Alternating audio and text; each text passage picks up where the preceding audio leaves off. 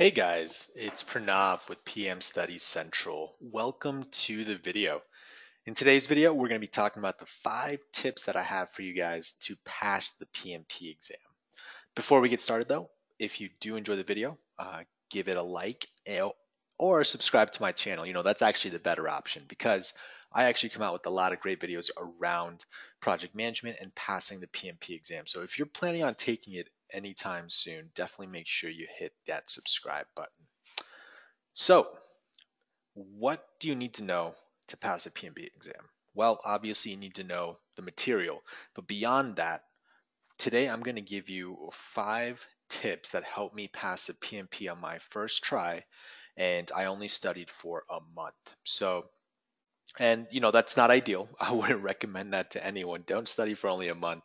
Unfortunately, me procrastinating ended up forcing me to only have a month to study. So I needed to make sure that I was able to, you know, study not only effectively, but make sure that I was studying the right material so that I could prepare in such a short uh, time frame. So let's go ahead and dive in, and I'll give you my top tips. And if you guys have any questions or want some additional elaboration, just feel free to drop me a comment below, and we can dive into more depth down there.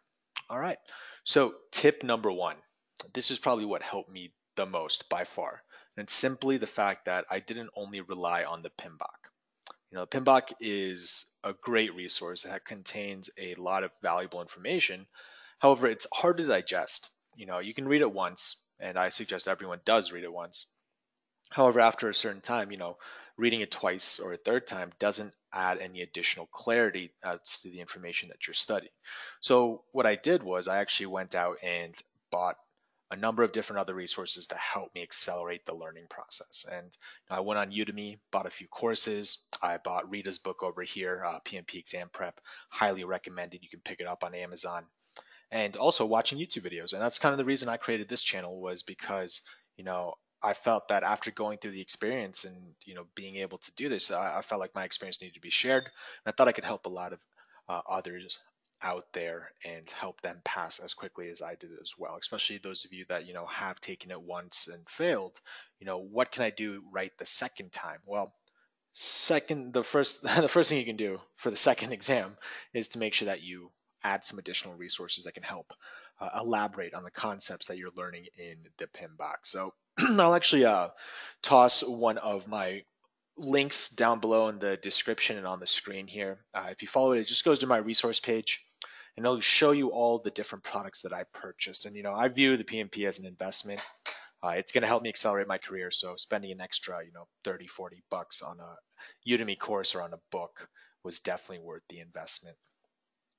All right, tip number 2, give yourself enough time. And as you can probably tell from my explanation earlier in the video, I did not give myself enough time. So I would make sure that, when you are preparing for this exam, make sure you plan it out so that you do have, enough time to actually prepare if something comes up.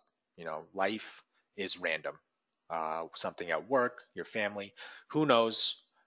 You just want to make sure that if you do need to take a week or two off, you still have additional time to make up that downtime. So most people that I've talked to, their ideal time frame is 4 to 6 months. Allows you to kind of start on a few hours a week and then ramp up towards a more accelerated schedule towards the end, closer to the exam date.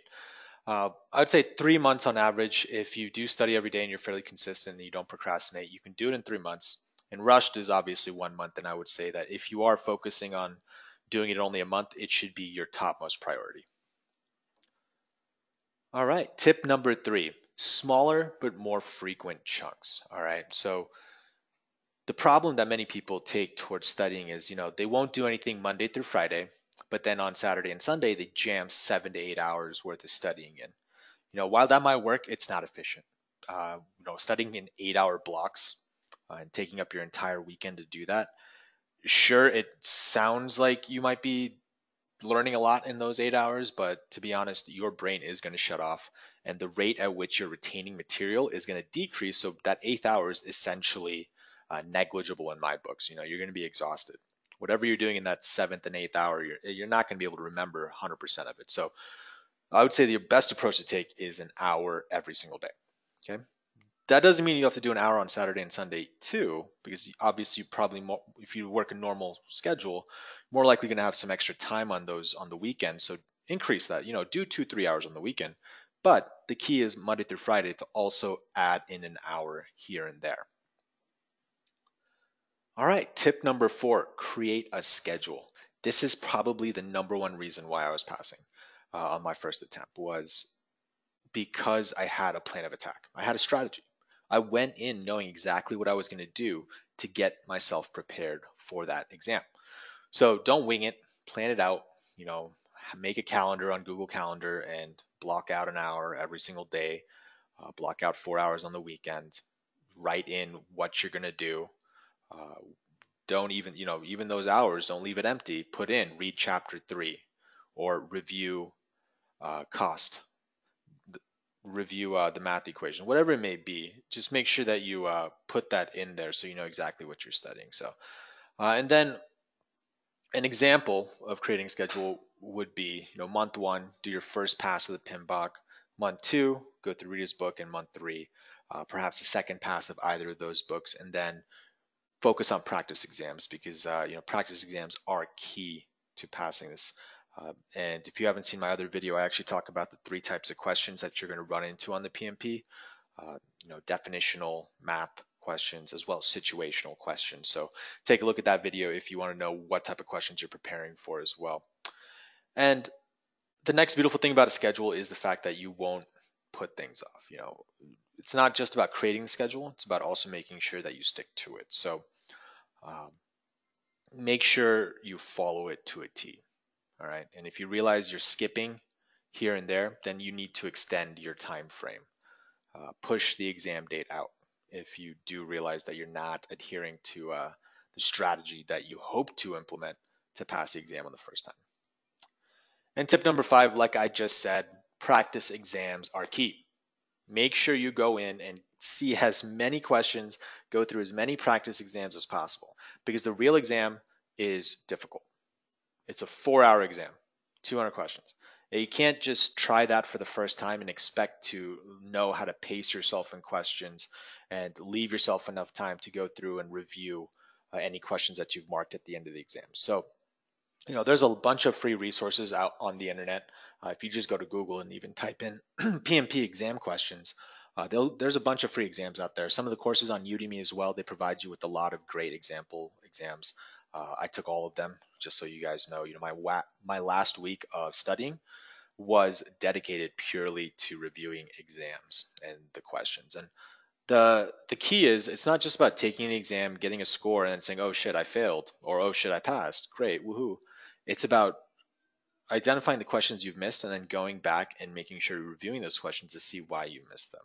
So really, really spend a lot of time on those exams and making sure that if you're going to run into a similar question on the real exam, you know how to approach it.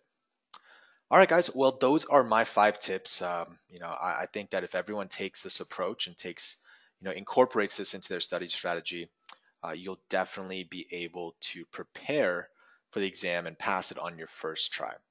All right, thank you guys again for watching. If you did enjoy the video, please hit the like button or subscribe to my channel. I've got a bunch of great videos that are about to come out on the PMP and how you guys can pass on your first try. All right, thanks for watching, guys. I'll catch you all on the flip side.